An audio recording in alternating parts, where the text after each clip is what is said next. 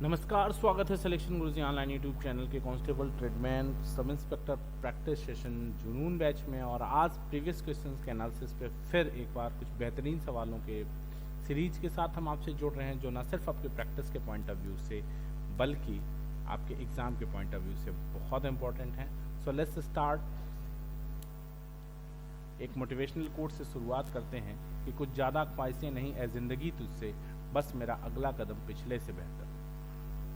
Competitive exams में अगर आपका पिछला एग्ज़ाम खराब है और अगला एग्ज़ाम उससे बेहतर होता है तो निराश होने की ज़रूरत नहीं। हमेशा ये याद रखिए कि अगर पिछले से अगला बेहतर है, आज कल से बेहतर है, तो इसका मतलब है कि आप सुधार हो रहा है, आपके अंदर इम्प्रूवमेंट हो रहा है। और अगर धैर्य से आप काम करेंगे तो आपको सफलता ज़रूर मिलेगी। स्टार्ट करते हैं क्वेश्चन। पहला क्वेश्चन है कि एक साइकिल के पहिए का व्यास 7 मीटर है, यह पहिया 5 सेकंड में 10 चक्कर लगाता है, तो साइकिल की चाल क्या है। बहुत आसान सा सवाल है, समझने की कोशिश करिएगा।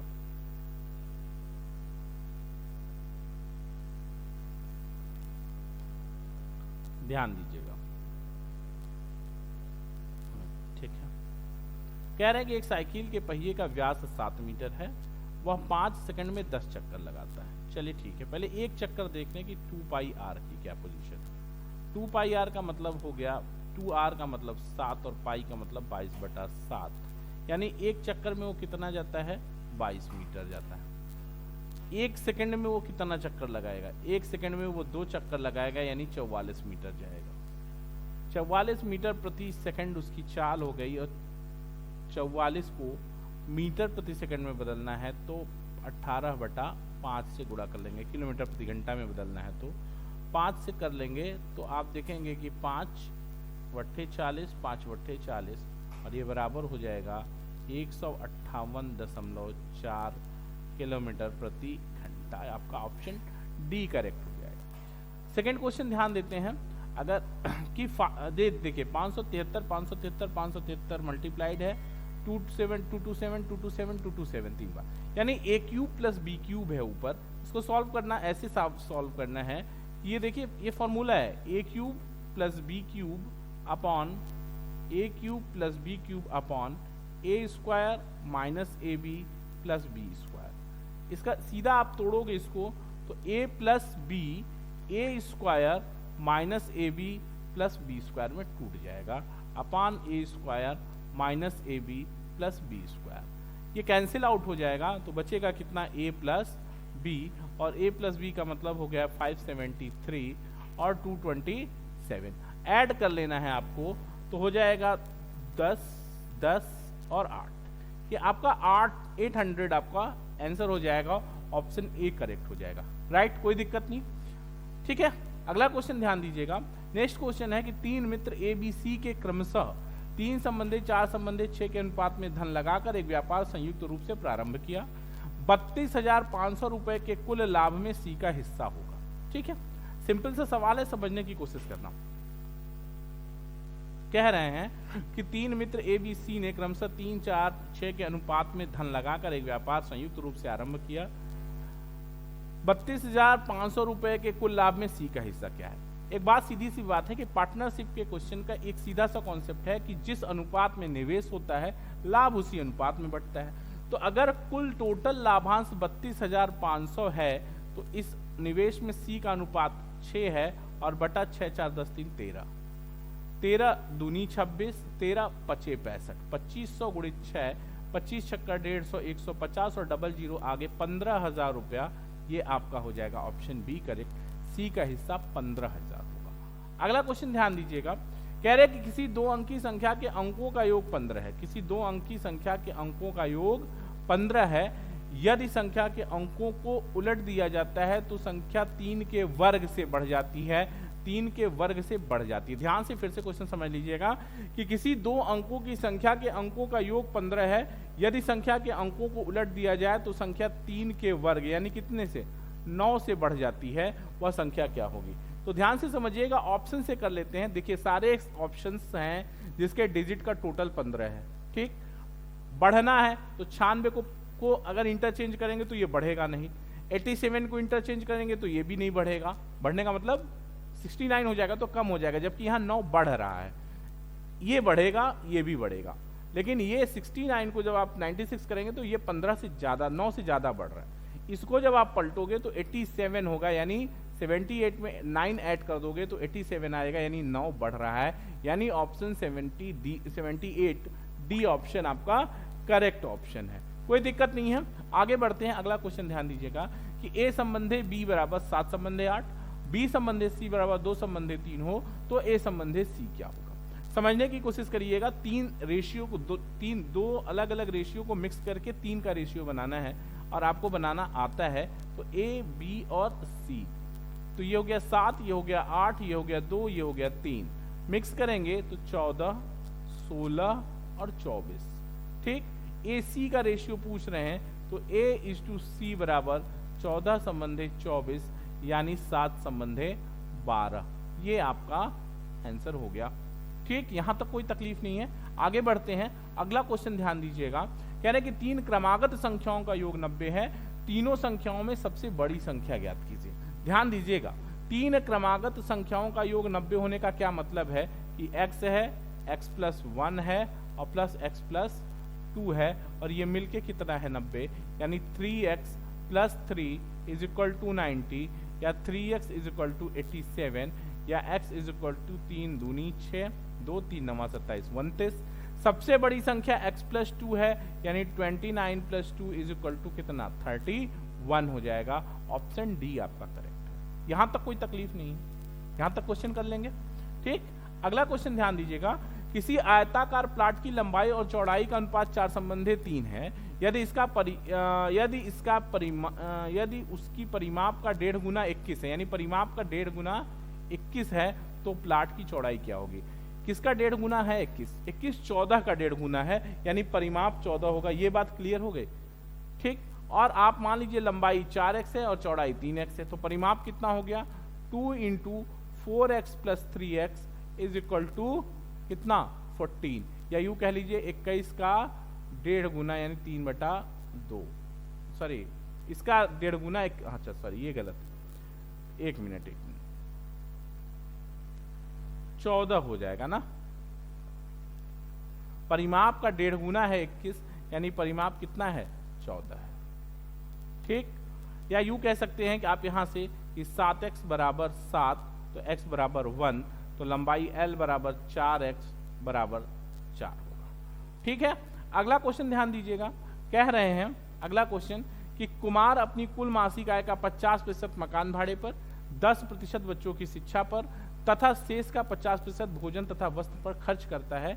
यदि कुमार शेष बचे हुए 3000 रुपए को बैंक में जमा करता है तो प्रतिवर्ष कुमार की आय क्या है। ध्यान से समझिएगा जरा सा, क्या कह रहा है, फ्लैट जो एक्सपेंसेस हैं वो 30% और 10%, यानी कुल 40% खर्च है, फिर शेष का 50% भोजन पर है। तो मान लिया कुल आय उसकी मासिक x है, 30% मकान भाड़े पर और 10% बच्चों की शिक्षा पर, यानी 40% खर्च कर दिया, तो बचा कितना 60%, और इसका 50%, शेष का 50% भोजन पे खर्च कर दिया, और इस प्रकार जो शेष बचा वो 3000 है। तो x बराबर आपको मिल जाएगा 10,000। सॉल्व कर लीजिएगा इसको। ये क्या है, मासिक 1 महीने का खर्च है, वार्षिक चाहिए तो 12 से गुणा कर लो आप, 1,20,000 आपकी वार्षिक आय आ जाएगी कुमार की। यहां तक कोई दिक्कत नहीं ना। अगला क्वेश्चन है, ए और बी मिलकर किसी काम को 16 दिन में करते हैं, बी और सी मिलकर उसी काम को 12 दिन में पूरा करते हैं, ए और सी मिलकर 24 दिन में पूरा करते हैं, ए अकेले उस काम को कितने दिनों में पूरा कर सकेगा। ठीक, तो a plus B 16, B plus सी 12 और सी प्लस ए कितना 24। एलसीएम हो गया आपका 48, 16 3 48, 12 चौक 48 और 24 दूनी 48। सॉल्व कर लीजिएगा तो 2c ये कितना हो जाएगा 4 3 7 2 9, 48/9 दिन में, या यूं कह लीजिए a प्लस बी प्लस सी को सॉल्व करना होगा तो कितना दिन लगेगा 96/9। ठीक, अब क्या कह रहे हैं कि अब देखो a अकेले कितने दिन में करेगा। अगर a प्लस बी प्लस सी कितने दिन में करते हैं 96/9 में, और b प्लस सी कितने दिन में करते हैं, b प्लस सी करते हैं 12 दिन में। तो इसका आप जब एलसीएम लेंगे यहाँ से तो 96 होगा, और ए का एक दिन का काम हो जाएगा 9 और बी ABC का और इसका हो जाएगा 8। यानी ए अकेले वह काम एक दिन में एक काम करेगा तो ए को पूरा काम करने में 96/1 96 दिन लगेगा। आपका 96 आंसर करेक्ट हो जाएगा, कोई दिक्कत नहीं है। अगला क्वेश्चन, किसी धनराशि का पर 10% वार्षिक ब्याज की दर से 2 वर्ष के चक्रवृद्धि ब्याज और साधारण ब्याज का अंतर 60 रुपया है, तो वह धनराशि क्या है? ध्यान दीजिएगा, D = P R/100 का होल स्क्वायर। D कितना हो गया 60, मूलधन P, R कितना है 10/100, इसका स्क्वायर है तो गुणित 10 और 100 है तो 100, ये डबल 0, तो P बराबर हो गया 6000। ये आपका सी ऑप्शन यहाँ करेक्ट हो गया। नेक्स्ट क्वेश्चन ध्यान दीजिएगा, कह रहे कि एक संख्या का 5/8वां भाग एक दूसरी संख्या के 50% के बराबर है, पहली संख्या और दूसरी संख्या के बीच अनुपात होगा। ध्यान से समझने की कोशिश करिएगा इस क्वेश्चन को। तो क्या करना है, इसमें बहुत बेसिक सा सिंपल सा सवाल है, इसमें कुछ है ही नहीं। बेसिकली इसको क्या करना है, मान लेते हैं संख्या है x, एक संख्या का 5/8x बराबर है दूसरी संख्या के 50% के। 50% का क्या मतलब है, आधा, यानी अगर दूसरी संख्या y है तो उसका आधा 1/2 के बराबर है। तो x/y की अगर आप बात करोगे तो ये कितना हो जाएगा, 1/2 गुणित 8/5 यानी 4/5। x संबंधे y की अगर बात करोगे तो हो जाएगा 4 संबंधे 5। पहला डी ऑप्शन करेक्ट हो जाएगा, यहां तक कोई तकलीफ नहीं है। अगला क्वेश्चन ध्यान देना दोस्त, कि एक व्यक्ति 10 रुपए की 11 की दर से पेंसिल खरीदता है। एक व्यक्ति 10 रुपए के 11 की दर से पेंसिल खरीदता है तथा इन 11 रुपए में 10 की दर से बेचता है, उसका लाभ प्रतिशत क्या होगा? सिंपल सवाल, समझ लो। एक कॉन्सेप्ट है इस सवाल का, कॉन्सेप्ट ये है कि पहले वस्तु लेना है, पहले वस्तु कंसीडर करते हैं फिर मूल्य कंसीडर करते हैं। कैसे करते हैं देख लो, इसका एक बड़ा सिंपल सा सिस्टम है। सबसे पहले देखो, जो बिगनर्स हैं उनके लिए भी बहुत जरूरी है कि मैं उनके भी पॉइंट ऑफ व्यू को लेके चलूं, क्योंकि बहुत फास्ट चलने से क्या होता है, जो नए लड़के हैं जो अभी तैयारी करना शुरू किए हैं उन्हें बहुत दिक्कत होती है। और अगर आपको दिक्कत होती है तो आप वीडियो रोक के, वो बच्चे वीडियो रोक के देख सकते हैं, और अगर जिसको फास्ट देखना है वो थोड़ा वीडियो का स्पीड बढ़ा के देख सकता है। तो 11 वस्तु खरीद रहा है 10 रुपए में और 10 वस्तु बेच रहा है 11 रुपए में, तो इसका गुणा हो जाएगा 121 माइनस 10 में 100 बटा 100 गुणित 100, 100 से खत्म, 21% ये आपका आंसर हो जाएगा। ठीक है, अगला क्वेश्चन, ये 21% का प्रॉफिट होगा, क्योंकि ये जो डिफरेंस है ना, ये डिफरेंस अगर प्लस है तो यहां पे प्रॉफिट ही होता है। अगला क्वेश्चन कह रहा है कि एक आयताकार बाग की लंबाई चौड़ाई की 3 गुनी है, यदि बाग का क्षेत्रफल 192 वर्ग मीटर है, 192 वर्ग मीटर है, तो लंबाई क्या है? तो बहुत सिंपल सवाल है यार, अगर लंबाई चौड़ाई का 3 गुना है तो चौड़ाई मान लिया x, लंबाई मान लिया 3x है, हो ही जाएगा 3x बराबर 192। तो यानी 3x square is equal to 192, या x square is equal to 3 छक 18 और 3 चौके 12, यानी x बराबर 8 और लंबाई 3x बराबर 8 त्रिके 24। यहां तक कोई तकलीफ नहीं हो जाएगा, आइए आपका ऑप्शन बी करेक्ट हो जाएगा। अगला क्वेश्चन ध्यान दीजिएगा, एक खिलाड़ी किसी वृत्ताकार पथ के 7 पूरे चक्कर लगाकर 2200 मीटर की दूरी तय करता है, उस वृत्ताकार पथ की त्रिज्या क्या है? तो पहले तो एक बात समझो कि एक राउंड में वो कितना चलेगा, 2πr, और क्या कह रहे हैं 7 चक्कर चला है तो 2200 पूरा किया है। 2 गुणित r, ये तो निकालना है, 2 गुणित r गुणित 22/7 और गुणित 7 बराबर 2200। क्लियर, 7 से खत्म हो गया, 2200 इसको 100 बार काट दिया, और r कितना हो गया 100/2 50 मीटर। ये r कितना हो गया 50 मीटर। यहां तक कोई तकलीफ नहीं ना, कर लोगे।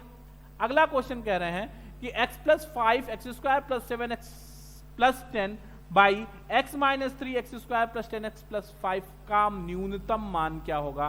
तो बहुत सिंपल है, इसको सॉल्व कर लेना है इस बहुपद को। x + 5 है तो x + 5, x² + 7x + 10 है तो 5 दूनी 10, x + 2 + x + 5 हो जाएगा। ठीक, उसके बाद यहां पे बटा करोगे x - 3, ये कितना हो जाएगा x + 5 का होल स्क्वायर है, तो एक x + 5 इससे खत्म हो गया और एक x इससे खत्म हो गया, ये मिल कितना गया x + 2 अपॉन x + 3, यही आपका आंसर हो गया। ठीक है, x plus 2 upon x minus 3। D option आप बना लीजिएगा, x plus 2 upon x minus 3, ये आपका आंसर है। इसी क्वेश्चन के साथ सिलेक्शन गुरुजी में आज इतना ही। कल फिर मुलाकात होगी आपसे प्रीवियस बेस्ड कुछ और बेहतरीन सवालों के साथ। तब तक देखते रहिए सिलेक्शन गुरुजी ऑनलाइन। जय हिंद, जय भारत।